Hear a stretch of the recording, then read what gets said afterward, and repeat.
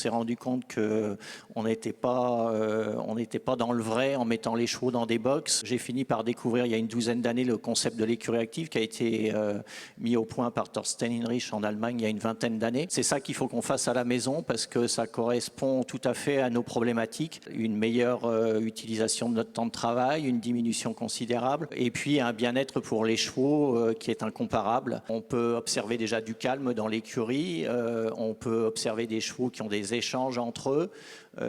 Quand on veut s'en occuper, ils ne développent pas d'agressivité vis-à-vis de nous. Cette écurie environnementale, le premier principe, on remet en question cette notion de un cheval égale un box, ou en tout cas on pose la question, parce qu'on le fait en toute humilité, je n'ai aucune certitude là-dessus. Un cheval malade, eh bien c'est un cheval qui n'est pas bien.